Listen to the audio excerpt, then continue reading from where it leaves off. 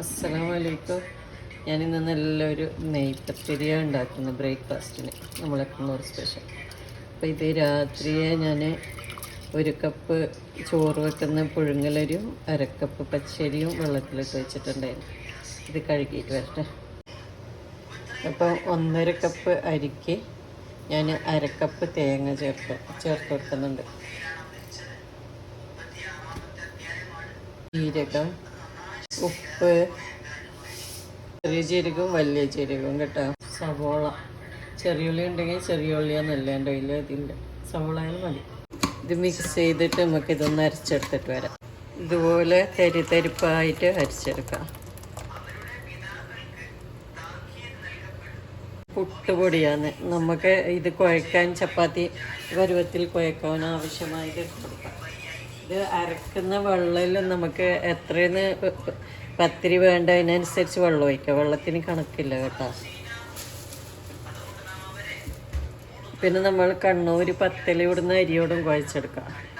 അതിവിടെ സൗദി കിട്ടൂല. പുട്ടുപൊടിയാണ് ഞാൻ യൂസ് ചെയ്യുന്നത്. നമ്മൾ പുട്ടുപൊടി ഇട്ടിട്ട് കുഴക്കുമ്പോൾ ശ്രദ്ധിക്കേണ്ടത് എന്താണെന്ന് വെച്ചാൽ ഫസ്റ്റ് തന്നെ പൊടിയോട്ട് കട്ടിയിൽ കുഴച്ചെടുക്കാൻ പാടില്ല. പുട്ടുപൊടി ആയതുകൊണ്ട് തന്നെ കുറച്ച് വെള്ളത്തിലിട്ട് കഴിഞ്ഞാൽ പിന്നെ അത് പൊങ്ങി വരും.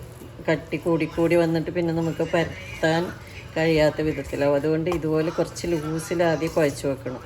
ഒരു 2-3 മിനിറ്റ് അടച്ച് വെക്കുമ്പോൾ തന്നെ അത് കട്ടിയായി വരും. ഇതാ നിങ്ങൾ കണ്ടേ. ഇപ്പോൾ ഞാൻ ഈ ഒരു കട്ടിയിലാണ് കുഴച്ച് വെള്ളം ഇതാക്കിയത്. അപ്പോൾ ഇത് കുറച്ച് കഴിയുമ്പോൾ തന്നെ നല്ല കട്ടിയായി വരും. കുറച്ച് ലൂസായിട്ട് കുഴച്ച് വെക്കണം. ഇപ്പോൾ ശരിയായി കണ്ടോ. ആദ്യം തന്നെ കണക്കായ പൊടി ഇടാൻ പാടില്ല.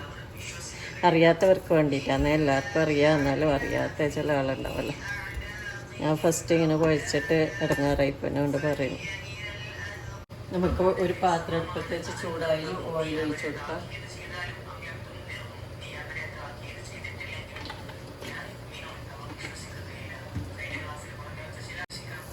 ഇതുണ്ട്, നല്ല കട്ടിയിലായി.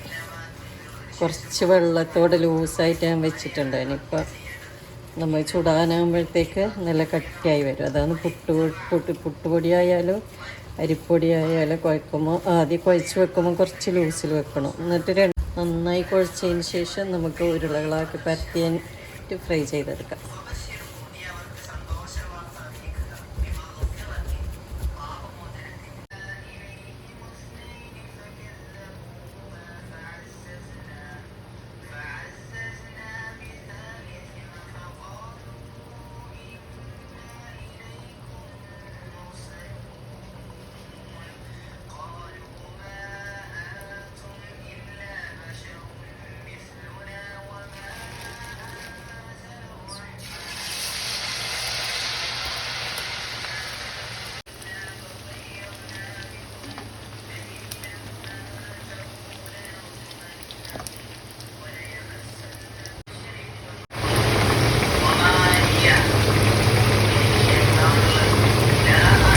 നല്ല പുറം ക്രിസ്പിയും ഉള്ളിൽ നല്ല സോഫ്റ്റുമായ നെയ്പത്തിരി ഇവിടെ റെഡി ആയിട്ടുണ്ട്.